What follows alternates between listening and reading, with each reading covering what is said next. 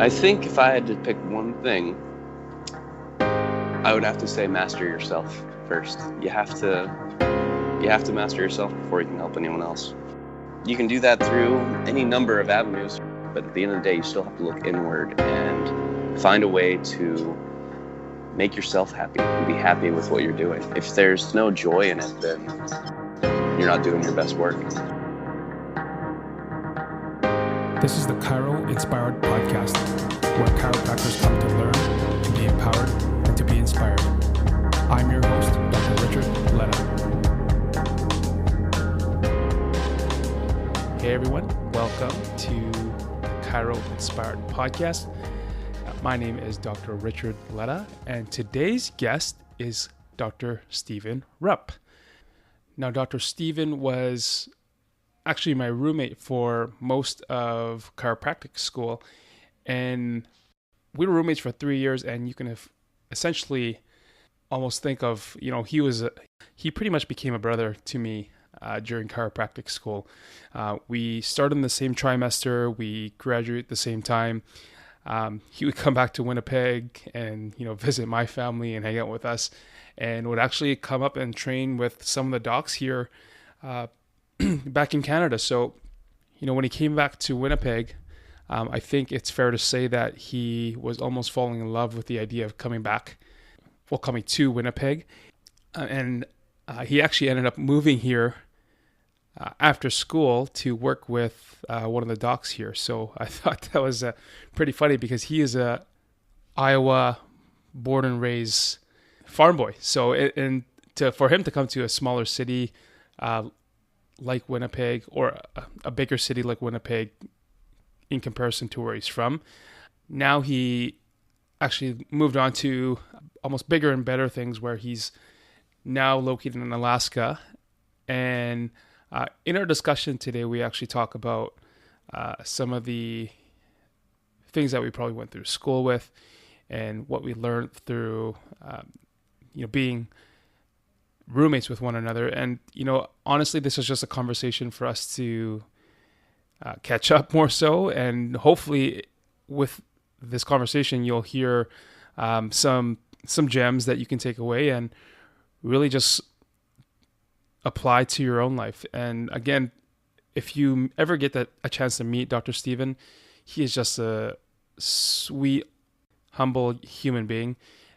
I always look at him as a chiropractic brother, and I got to live with him for 3 years, even though he was pretty messy while we were in chiropractic school.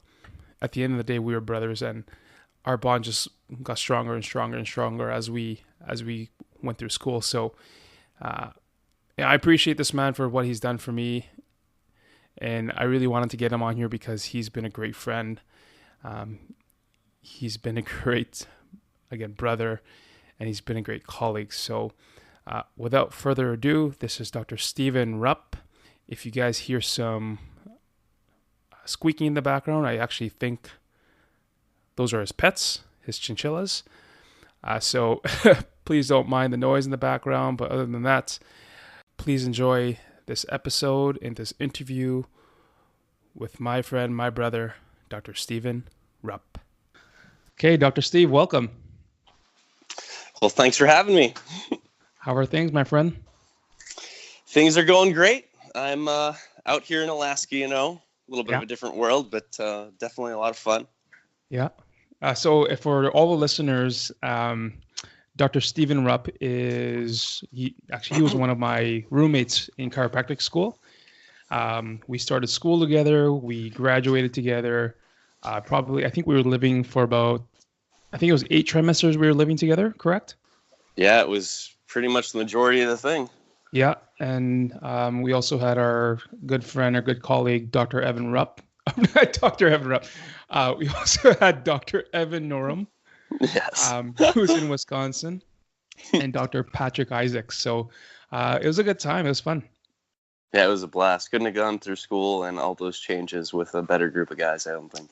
Amen. So, Dr. Steve, can you tell the listeners more about yourself? Tell us about your practice, your business, your family life, whatever you'd like to share. All right. Well, let's start with the practice. Right now, I'm in a multi-doc practice. So I ended up joining this practice about 3 years ago now.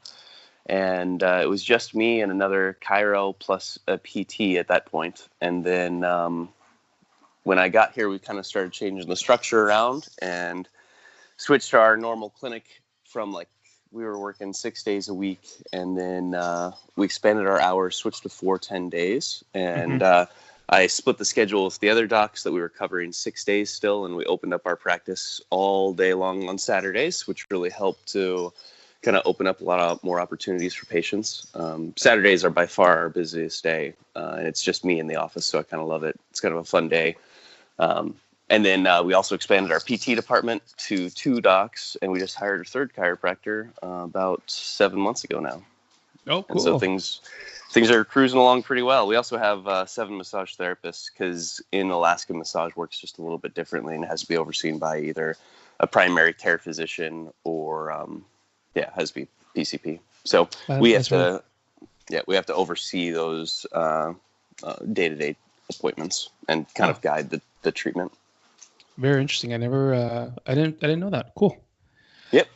Cool. And it's just an extension of our license. Eventually, massage therapy might be able to do that on their own here in Alaska, but for now, that's just the case. Mm-hmm. Yeah. Cool. So tell us a little bit more about, because you're originally from Iowa. Correct. Yeah. So just got done visiting back there. I was back for a wedding this last week, and definitely miss my family back there. Everyone's still in Iowa, but I have a girlfriend up here with 2 dogs. We got 6 chickens. I still got my 2 chinchillas. They're still thriving from college. So for the listeners, Richard and I, we used to also have 2 roommate chinchillas that survived all the way from college, and that's when I adopted them. Those were my first pets. I totally forgot about those until now. Yeah, dude, they have 20-year lifespans. Okay. You're going to have them for a little bit more. They'll be around for my kids. I mean, those are your kids right now. Yeah, true. Cool, man. So tell us a little bit more about why you decided to become a chiropractor. What's your story? Well, when I was a kid, I was out in rural Iowa, and my mom always drugged me to the chiropractor when she was going, because she was a twin, so she always had a little bit of issues with her hips and low back pain. And so I kind of got used to just meeting this guy, and he ended up kind of being my hero. He was gray-haired, just full of energy, and he'd bust through the door with this huge smile on his face and just would make me so happy. And I wasn't even his patient. I was just there watching, and I loved this guy. And so as I grew up, I just kept saying that I wanted to be like him. And then I got injured in high school, not a significant injury, just a little bit of neck pain. I was a wrestler and ended up being this guy's patient, and just fell in love with chiropractic as well. And that's been my mantra all my life, is just to influence people and impact them on a level of not just can I make you feel better, but can I make your life happier? And can I influence you as a person? Yeah, I've heard that quite often, where people aren't just becoming chiropractors for this. Everybody wants to help people, I think. Is that fair to say? I think so. Yeah, but a lot of people they gravitate towards becoming a chiropractor because exactly what you said, they met their doctor, they met their chiropractor, and they had the most one of the greatest personalities that they've ever encountered, and that really resonated with them, and that's what they wanted to model. Yeah, correct. And I find that quite interesting. And with your story of, I didn't know you're a wrestler, first of all. Oh yeah, put my body through some contortions. And I assume that you had to be pretty disciplined in some regard to be a wrestler. Yeah, I'd say that's a fair thing to say. Okay. Would you also say that the disciplines that you had to go through wrestling, do you think that transferred over to you being a chiropractor? I think most definitely, especially in school. School was, challenging from the point that you're extremely busy, your time is tied up, and you're also trying to master all these subjects that are kind of foreign to you. Mm-hmm. And pretty deep subjects as well. And so having the discipline to be able to look into those things that you don't necessarily understand yet, but you're going to try to just bang your head against the wall and figure it out. And so I think that really came in handy. Oh, cool. So, Dr. Steve, can you tell the listeners one of the major lessons you've learned since starting practice? Because I think you would agree with me that everybody has, their successes, but within that success, there has been some sort of struggle. What's one thing that you would be comfortable sharing with the audience? As far as a strength or a struggle? Both. Or success or struggle.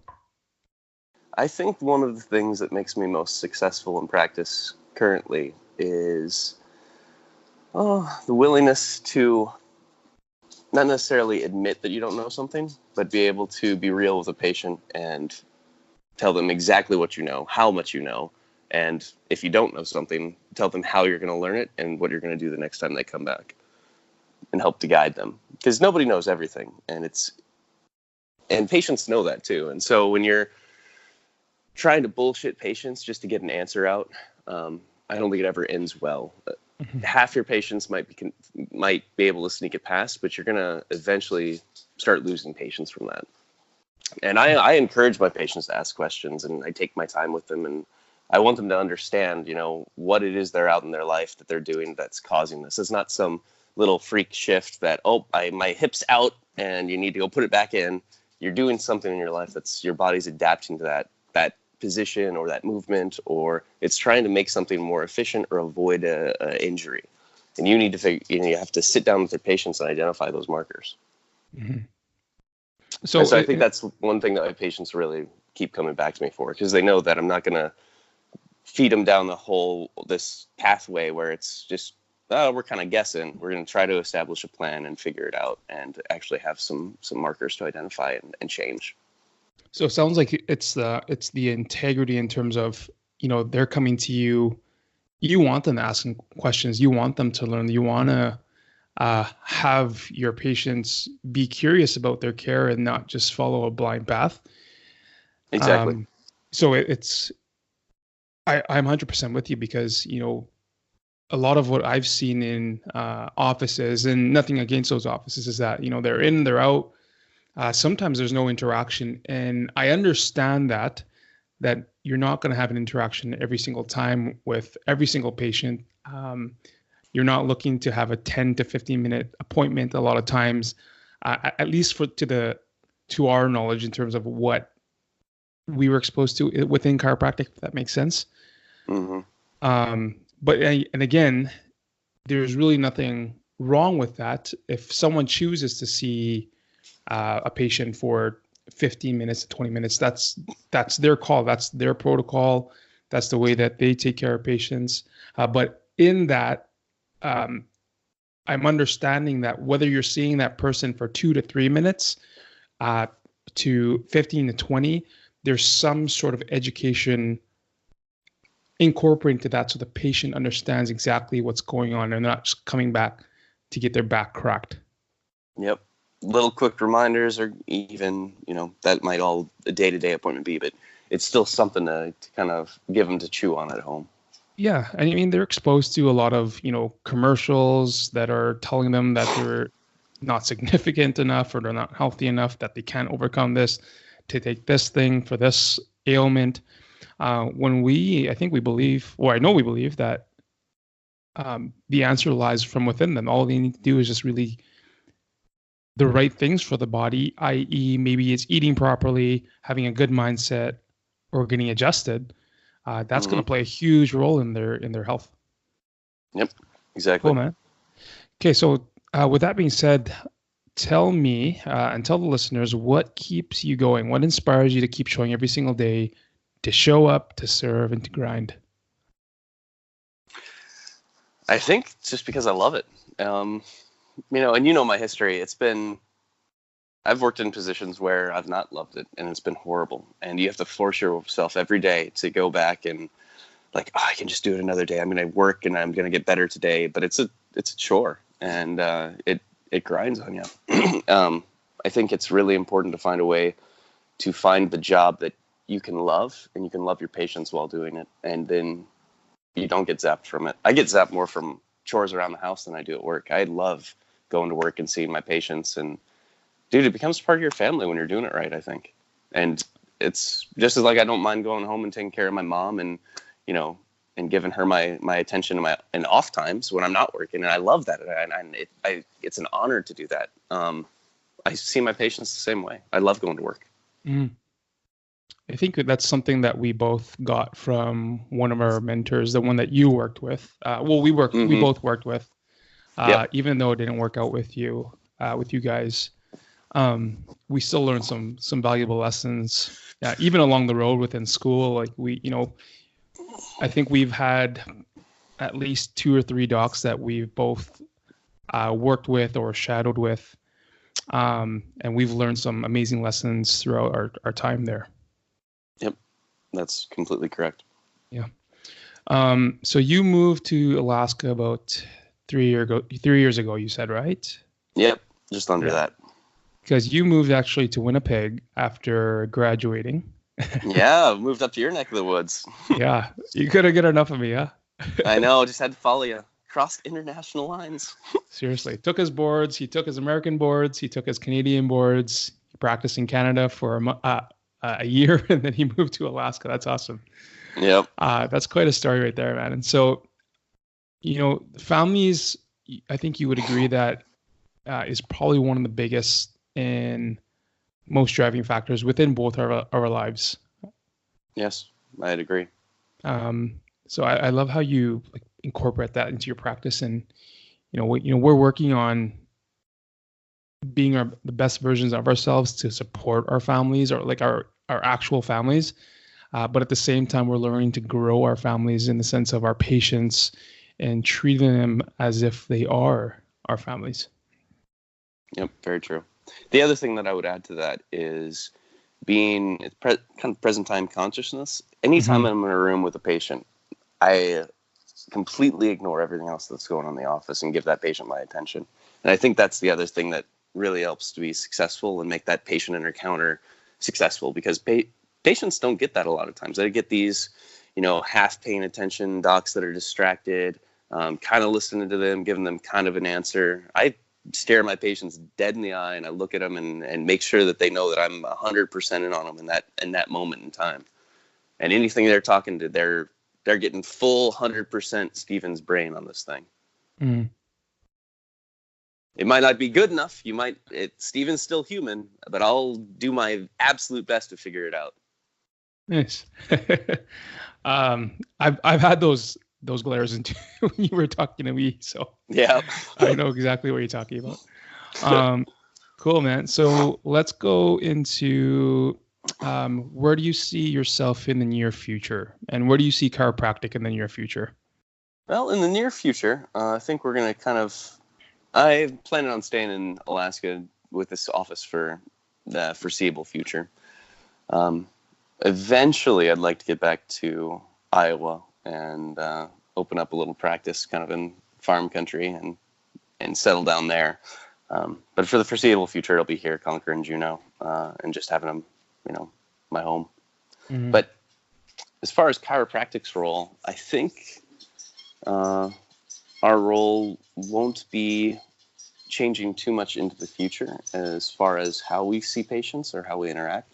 Insurance is going through some pretty radical changes here in Alaska, so that's going to be interesting to see unfold over the course of the next 5 years, and how patients navigate those healthcare fields when they either continue to cut back reimbursements like they are, or if they just bottom out and leave it where it's at. But I don't think that's going to happen necessarily. But as far as how patients utilize chiropractic, I think it'll kind of be the same and still be on that pain perception and coming in for specifically pain symptoms. But once they get in, you can educate them and teach them a little bit more about what it is. And even just us doing that in office is going to increase that influence with people, and hopefully that perception will start to change. Where would you like to see chiropractic in the future? Besides, obviously, people coming in less for pain and more for, wellness. Oh, I mean, the ideal would be to have them come in as like a point of entry for really any complaint. Like, hey, why don't you just ask me first? Might not be the right place, but at least we can protect you and get you into the correct place. Versus going to, a specialist and being prescribed these meds for vague joint pain, or I can't tell you how many times I've seen polyarthritis is coming, or polyarthralgia coming through the office as far as like a referral, and people getting, long-term Advil prescribed. It's like, you have a little bit of joint pain. Like that's our field. Like we're right here. We can take care of that. No issue. I'm not sweating about that at all. And you're taking this medication for life. But so I'd like to see us become a little bit more in control of that, and hopefully help to protect patients from going down those paths so quickly. I'm with you, man. Because too many times we see patients. They've gone to not every single, but they've gone to numerous doctors. They've had XYZ diagnosis. They've been given XYZ medication. But yet they still come to you because none of it has worked, or has worked very minimally.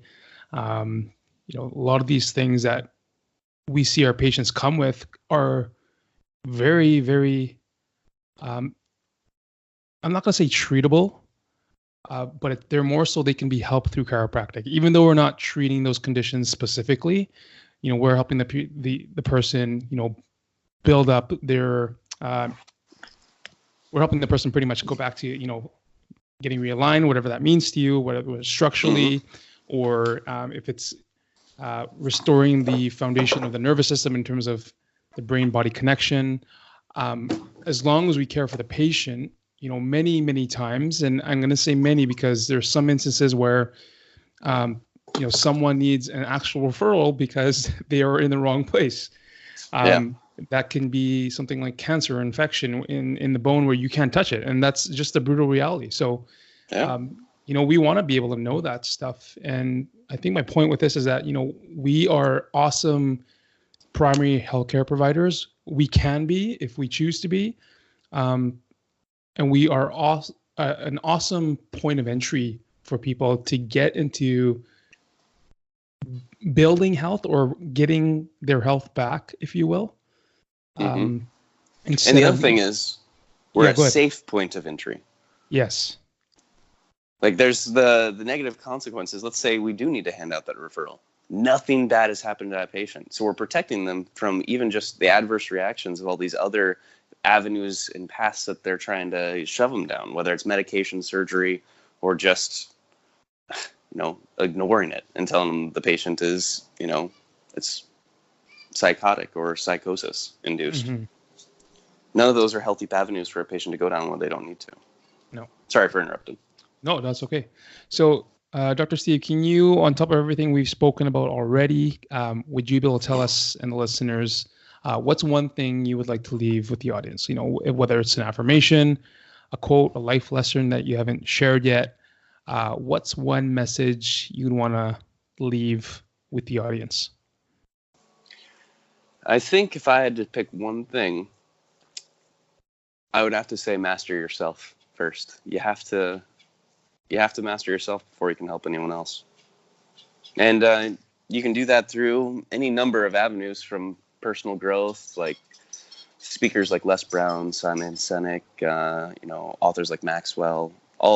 All those books are fantastic, but at the end of the day, you still have to look inward and find a way to make yourself happy and be happy with what you're doing. If there's no joy in it, then, knowledge becomes stagnant and you're not doing your best work. It gives you that insight, that inspiration that just doesn't come from yourself. Yeah. Access to greater things. I think we're going to leave it at that, my friend. Awesome, Richard. It's been great talking to you. Yeah, seriously, thanks for doing this. I know you have to go, so I appreciate you getting on here and speaking to me. I know we were kind of playing a little bit of tag there with trying to get this set up, but I appreciate it, man. I'll send you an example of what we're going to do for all the listeners. All the show notes for Dr. Steve's episode will be just below this podcast. There will also be a link provided for his specific episode. Dr. Steve, can you let the listeners know where they can reach you? Yeah. My email is my full name, stevenrupp.decdogcat@gmail.com. Okay. And my Steven is spelled with a V as well. Okay. So not Stefan, Steven. Correct. And if you have any questions, I'd be happy to. Or if you're just curious about what Alaska is like and practicing out here, it's a bit of a wild country. I live in Juneau, and so we're completely separated from the highway system. So you either have to fly your stuff in or boat it in on ferry. And we only got about 30 miles of road north and 10 miles of road south. And so pretty landlocked, but it's a blast here. Surrounded by raw nature, mountains, ocean. Everything's like 5 minutes of drive away from my house that I could ever want as far as nature. I'll have to come visit, my friend. Anytime, man. You let me know. I will. Okay, man. I'll talk to you soon. Thanks again. Thanks, Richard. Have a wonderful day. Right, you too. See you later. Bye. Thank you for listening to the Chiro Inspired podcast. If you found value in today's episode, please take some time to rate and review this on iTunes or wherever you're listening. If you know a friend or colleague who you think may get value from this episode or podcast, please feel free to share this with them. My goal is to always provide you with value and to leave you inspired. I believe that inspiration is all around us, but more importantly, first comes from within us. We are all a source of inspiration for others and also for ourselves. If you have any suggestions or know anyone who would be a great guest, please feel free to email me or connect with me at www.drletta.com. I look forward to connecting with you. So until next time, this is Dr. Rich. Peace out.